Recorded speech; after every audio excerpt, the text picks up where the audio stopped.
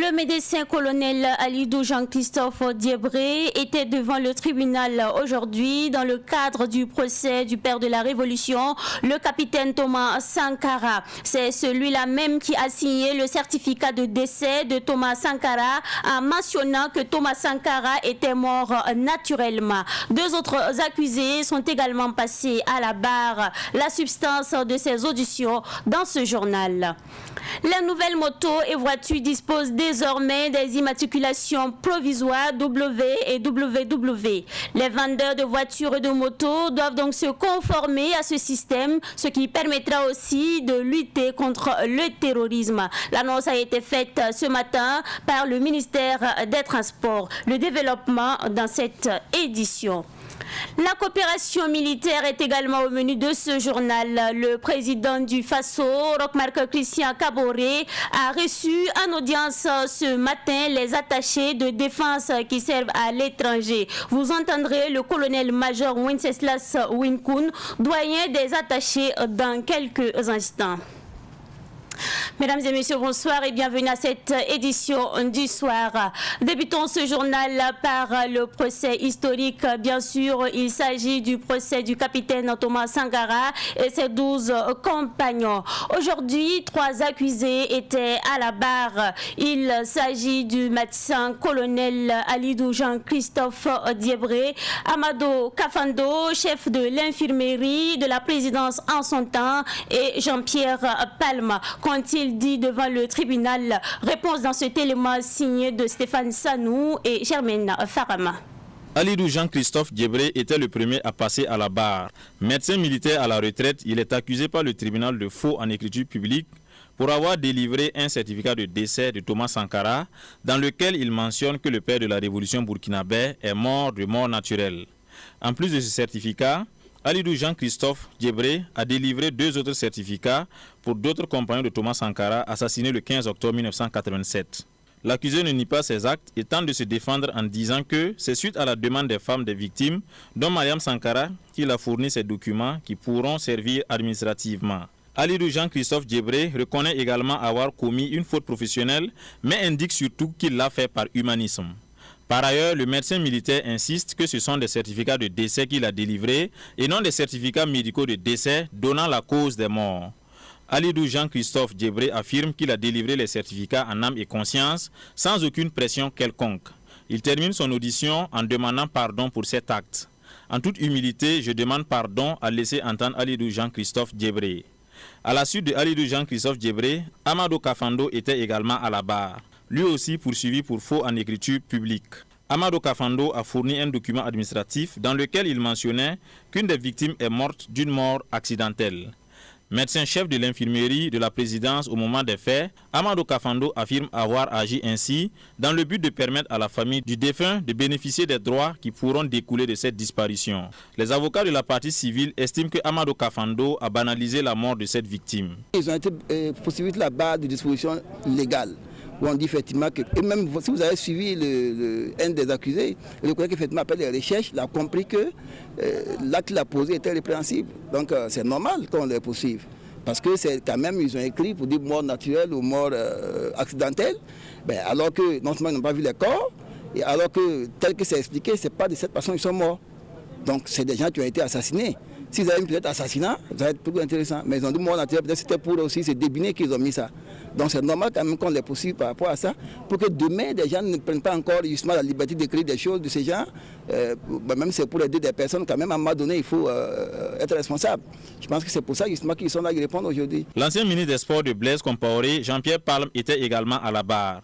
Il est le 6e accusé et comparaît pour complicité à l'attentat de la sûreté de l'État. Il a plaidé non coupable et déclare qu'il n'était pas sur le lieu du coup d'État. C'est avec Jean-Pierre Palme que l'audience a été suspendue pour reprendre le lundi prochain. Les attachés de défense servant dans les ambassades à l'étranger se sont engagés à nouer des partenariats avec les pays amis du Burkina Faso afin de pouvoir lutter contre le terrorisme. Ils ont rencontré ce matin le chef de l'État. Cette visite s'inscrit dans le cadre de la biennale des attachés de défense. Le colonel-major Wenceslas Winkun, doyen des attachés, nous fait le point témoin des échanges à sa sortie d'audience. Nous avons eu la chance ce matin d'être reçus par le président du Faso, chef suprême des armées, dans le cadre donc de la biennale des attachés de défense. Le chef de l'État évidemment nous a prodigué des conseils, nous a donné des instructions qui vont nous permettre de mieux rayonner dans nos juridictions. Nous sommes en mission, nous avons de l'aide de mission, nous avons un certain nombre d'instructions qui nous sont données. Donc dans nos juridictions, donc, nous réalisons ce que nous appelons donc, la coopération militaire. Et c'est dans ce cadre-là que nous avons été envoyés dans les différentes juridictions. Vous savez que la crise que nous traversons aujourd'hui, nous avons besoin nous avons besoin du soutien de nos partenaires à l'étranger, des amis du Burkina, pour pouvoir donc réussir donc à surmonter la crise. Et évidemment, dans les différentes juridictions où nous travaillons, notre rôle donc est de prendre l'ensemble des contacts pour nous permettre donc d'aboutir assez rapidement à des résultats. 15 sociétés d'électricité de l'espace CEDEAO sous le leadership du système d'échange d'énergie électrique ouest-africain ont rencontré des partenaires techniques et financiers ce matin à Ouagadougou. Cette rencontre avait pour objectif d'échanger sur les difficultés auxquelles sont confrontées les sociétés d'électricité. Issa Oumar Atié était présent à cette rencontre, suivant ensemble son compte rendu. En prélude à sa 16e Assemblée générale, le secrétariat général du système d'échange d'énergie électrique ouest-africain, qui regroupe en son sein 15 États membres de la CEDEAO, échange avec ses partenaires techniques et financiers.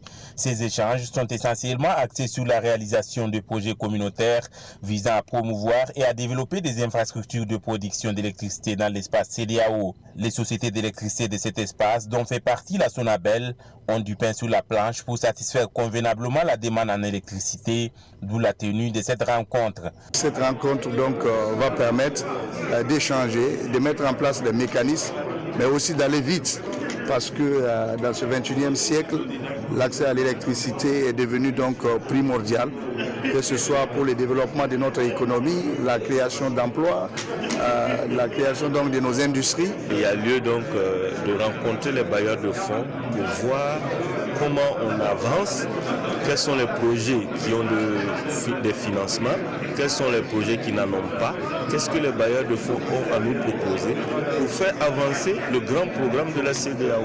Donc nous sommes là aujourd'hui pour cette rencontre et nous avons donc tous les directeurs généraux des sociétés membres de la CEDEAO qui sont dans la CEDEAO, qui sont présents à Ouaga pour cette rencontre, et tous les bailleurs de fonds qui interviennent en soutien aux WAP qui sont là. La crise énergétique récurrente avec ses conséquences sur les économies des pays ouest-africains n'est toujours pas un discours du passé, d'où l'importance de l'interconnexion électrique de l'ensemble des pays de la CEDEAO prévue dès 2022, selon Sedi Koudouka, commissaire mine et énergie à la commission de la CEDEAO. Nous avons lancé depuis fin 2018 ce qu'on appelle le marché régional de l'électricité, normalement à compter depuis 2019. Mais réellement, ça sera effectif et ça sera réellement une réalité en 2022. Parce qu'en ce temps-là, tous les 14 États continentaux, si j'exclus le Cap-Vert qui sont des îles de l'autre côté, seront interconnectés vers les juillet 2022. Ça veut dire quoi? Ça veut dire qu'aujourd'hui, une énergie qui est utilisée au Burkina ou même produite ou qui vient de quelque part, cette énergie peut être utilisée en Guinée-Bissau, en Gambie, au Sénégal, au Nigeria et vice-versa. La 16e Assemblée générale du système d'échange d'énergie électrique ouest-africain se tient ce vendredi sous le thème « Opérationnaliser le marché de l'énergie électrique dans un environnement de défi ». Le ministère de la fonction publique et des organisations de la société civile ont validé aujourd'hui un plan contenant 13 engagements sur le partenariat pour un gouvernement ouvert en abrégé PGO. La validation a eu lieu à Ouagadougou en présence de Daouda Yameougo. Le Burkina Faso s'est engagé à promouvoir les principes de bonne gouvernance, notamment la démocratie, la transparence, la redevabilité et la participation citoyenne. Cela après avoir traîné les pas pendant 5 ans. C'est en 2016 que le pays a adhéré au partenariat pour un gouvernement ouvert au sommet mondial de Paris. On a par exemple un engagement qui vise à impliquer davantage la population à la mise en place de la police de proximité. Il y a un engagement qui vise à opérationnaliser un dispositif de gestion des plaintes et suggestions des usagers dans 3 ministères pilotes. On a aussi un engagement qui vise à renforcer la confiance entre la justice et les citoyens, un autre engagement qui va aider aussi à renforcer la participation des femmes au niveau des sphères de prise de décision. Le point focal de la société civile dans le cadre du PGO, Malik Lengani a rappelé que c'est le rôle des OSC de veiller à la mise en œuvre des engagements. Il faut dire que la société civile est une partie intégrante du PGO parce que sans société civile, il n'y a pas de PGO. Donc le partenariat, comme vous l'entendez, c'est justement un partenariat entre la société civile et l'administration publique pour promouvoir la transparence, la participation citoyenne, la redevabilité, lutter contre la corruption, promouvoir le droit d'accès à l'information, promouvoir la justice, ainsi de suite. Donc la société civile est partie prenante à la base. Elle travaille justement à mobiliser donc, les citoyens dans la co-création. Le PGO est une initiative internationale lancée en 2011 qui vise à promouvoir la transparence dans la gestion des affaires publiques. Désormais, les nouvelles voitures et motos bénéficieront d'une immatriculation provisoire à l'achat. Le ministère des Transports a procédé ce matin au lancement officiel du système d'immatriculation dans les séries provisoires W qui concernent les motos et WW pour les véhicules. L'objectif est de pouvoir identifier les propriétaires. On en sait plus avec notre journaliste Abdoulaye Kinda. Les nouvelles voitures et motos porteront désormais des immatriculations provisoires, commençant par les lettres W et WW. L'objectif est de pouvoir identifier les propriétaires et les concessionnaires des marques et les constructeurs de véhicules. La série des immatriculations provisoires W et W, c'est pour compléter avec le processus que nous avons lancé du projet immatriculation et carte grise dans notre pays. Donc désormais, l'ensemble des véhicules que nous importons doivent au niveau de la porte d'entrée, donc au niveau de la douane, avoir une immatriculation provisoire d'entrée dans notre pays.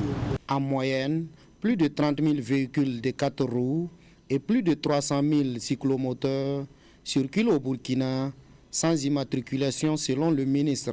Il invite donc les vendeurs de voitures et de motos à se procurer ces nouvelles séries provisoires W et WW. Ceux qui vendent les véhicules, donc les concessionnaires de véhicules et les vendeurs de véhicules d'occasion doivent désormais, avant de pouvoir rentrer dans le processus des immatriculations permanentes, avoir des immatriculations provisoires.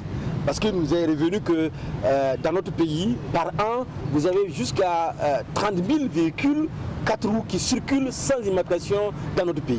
Et au niveau des 2 roues, vous avez jusqu'à 300 000 véhicules 2 roues qui circulent dans notre pays sans immatriculation provisoire.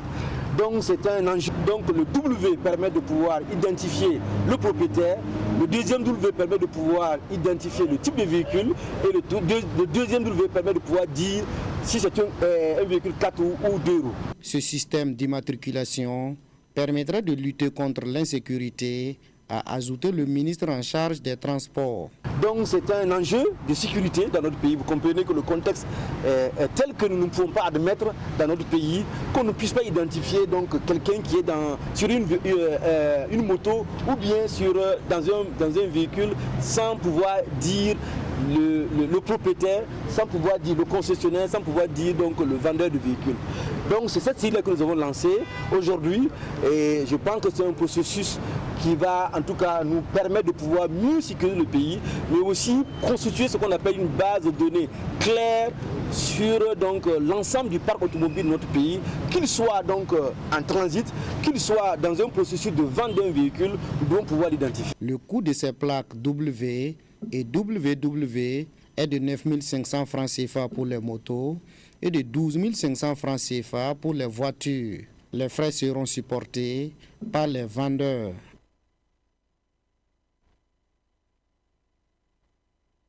Application.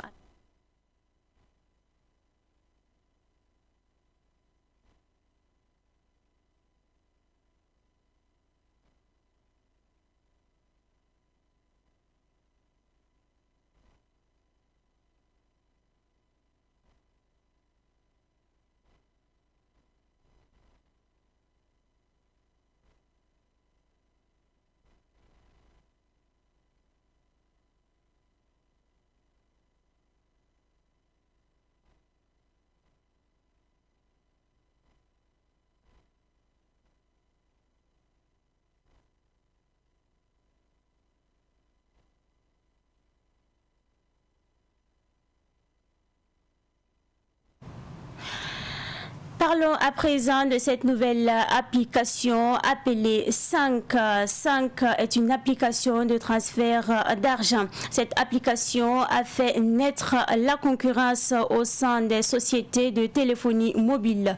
Par son système de marketing, l'application 5 transfert d'argent a même contraint ses concurrents à réduire leurs tarifs. Pakisba Mariam Ouedraogo a tendu son micro à quelques personnes qui donnent leurs avis. On peut dire que 5 pays a fait que Move a baissé le prix de transaction et voici à Orange aussi qui a baissé le coût de transaction vu leur concurrence. Donc on peut dire que 5 pays nous a facilité la tâche et puis Orange Money aussi, comme eux aussi ils ont vu que cette concurrence vont le diminuer de beaucoup de clients, donc ils ont préféré baisser le prix de retrait et de transfert. Donc maintenant on peut dire que ça va. Récemment nous avons constaté beaucoup de changements. Je pense que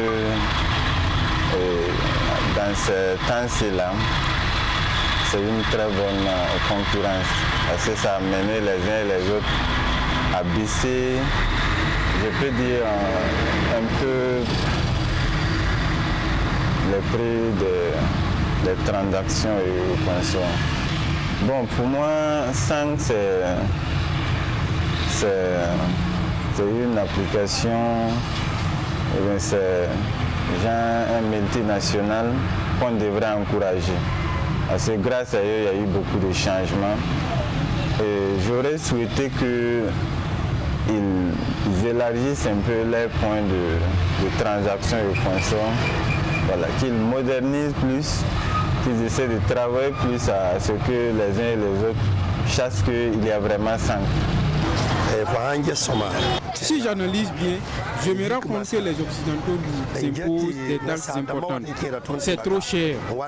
Si nous prenons conscience et décidons de créer quelque chose, ça les gêne.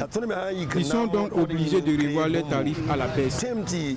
C'est dans ce sens que des jeunes burkinabés ont inventé l'application 5. La population commence à adhérer. Cela fait peur aux Occidentaux qui ont décidé de faire la même chose que nos jeunes. J'invite la population à rester sur 5 pays et ne pas suivre les Occidentaux. Par ce comportement, ils ont démontré clairement qu'ils pouvaient nous aider, mais ils ne l'ont pas fait depuis des années. Moi, je reste et resterai dans mon 5 pays.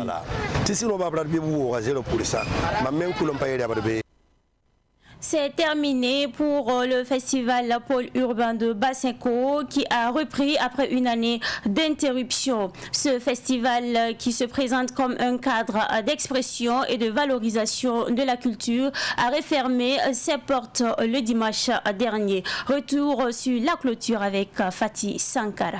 Si la culture est portée par des jeunes, elle a plus de chances de s'enraciner. C'est la conviction du promoteur du festival, pôle urbain de Basenko. D'où le thème de cette édition du festival qui porte sur les racines. Nous sommes tous unanimes que la culture est le socle de notre développement et tout part par la culture pour imprégner les bonnes mœurs et les bons modèles de développement et d'éveil de la jeunesse et surtout des enfants dans un pays. Si on prend des exemples comme des pays comme la Chine, l'Inde, qui valent leur mérite, c'est parce qu'il y a des pays, parce qu'ils sont basés sur leur culture. Et nous avons notre potentiel culturel est tellement riche que nous devons puiser à l'intérieur pour faire face à tous les problèmes auxquels nous devons faire face. Cette année, nous avons vraiment choisi le mot racine pour vraiment l'enracinement réel de la culture burkinabé au profit. Vous avez vu, là vous voyez les jeunes, les enfants et les vieux qui sont là. C'est ce que nous voulons d'une Afrique, où les générations se transmettent le savoir, ils travaillent en concordance. C'est l'objectif du festival comme ça. Ce festival dans cette zone périurbaine de Ouagadougou a été une aubaine de promotion de la culture burkinabé.